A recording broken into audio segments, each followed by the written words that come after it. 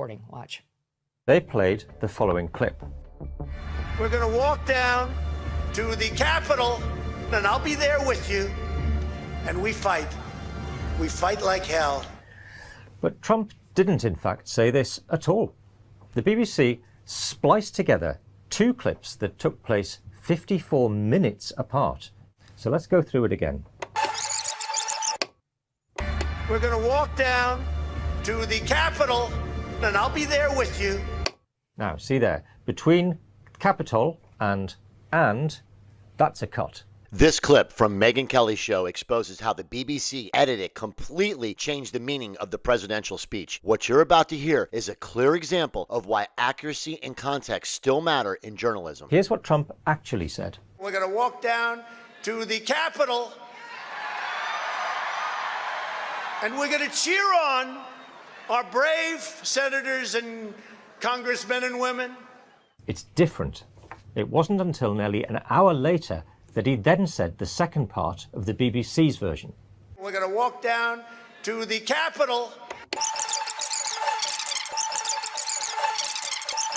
and we fight. We fight like hell. Except that's not what he said at all. He did say the very first part that you hear in there where he says, we're going to walk down to the Capitol.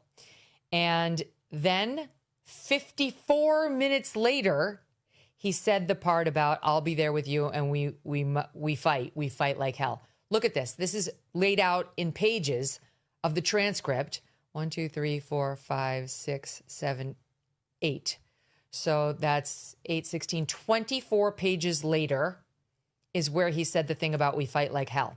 They took those two bits of tape, butted them together as though it was a stream of consciousness by Donald Trump in an effort to make it look like he was calling for violence. That's the heart of it. Editing can tell the truth or completely rewrite it. When networks collapse a 54-minute gap into one quote, that isn't storytelling. That's distortion. And that is exactly the kind of thing that makes audience tune out of traditional media. It is, by any measure, grossly unethical, a cardinal sin of journalism. Even a first-year reporter knows you don't do that.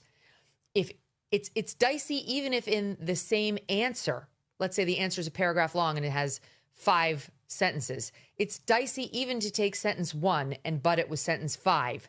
But you can do it if 2, 3, and 4 kind of suck and they were stumbling and it's the same point. You're not misrepresenting.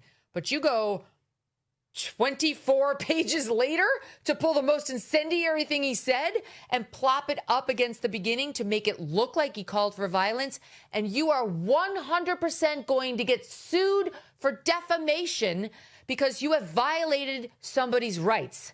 And that's what's about to happen to the BBC. Trump said, I want an apology, I want a retraction, and I want a big fat check. Or I'm going to sue you for $1 billion later this week. The BBC, understanding he's got them by the balls, gave one of those things, an apology, not a retraction, not a check, but the 2 top officials of the BBC have voluntarily stepped down. They're both gone, which is extraordinary, by the way. They've been through some other scandals lately, too.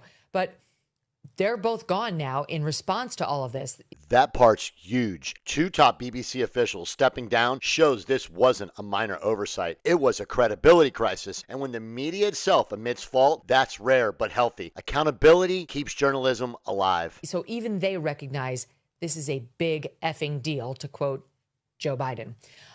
Your thoughts on the egregiousness of this, I don't even want to say mistake, behavior? Yeah, I mean, far more egregious than anything that he's, I think, even sued in these American companies over. I mean, that is blatantly trying to mislead your audience into thinking he said something that he didn't say.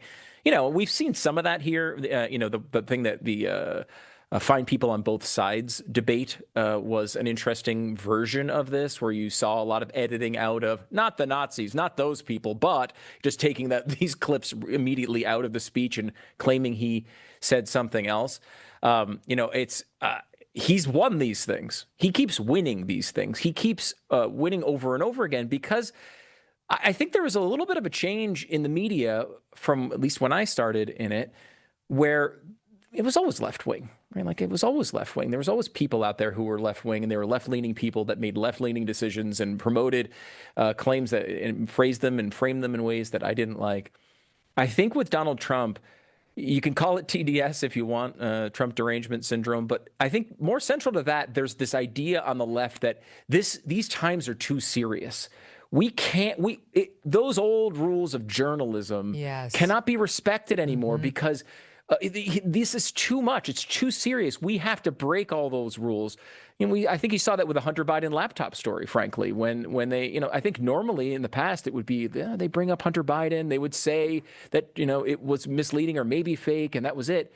They just didn't tell anybody about it at all. They acted as if it didn't even exist. They were so focused and became the activists inside of them, instead of left-wing people doing journalism with some sort of loose respect for those rules. That's gone out the window. And what makes it incredibly dangerous if you happen to be the BBC is they don't have the First Amendment protections that most of our media do. I think you can argue, even with the cases where these companies in the U.S. have stepped up and said, okay, like we're going to donate to your presidential museum or whatever it is, because we don't want to go down this road, admitting that they made mistakes and did things that were wrong. They still had First Amendment protections, and I think some of them may have actually still won in court if it had gone all the way down the road, just because we really do prioritize free speech here. That's not the way it is in the UK. It's not the way it is in Europe. It's not the way it is in a lot of other places. They don't have those First Amendment protections with their media. So when they do things like that, they are incredibly vulnerable to very big checks. Moments like this remind us of why the Unfiltered Take exists, to look past the noise and examine how stories are shaped before they even reach the public. If you value fair, factual breakdowns like this one, make sure to subscribe for more level-headed commentary.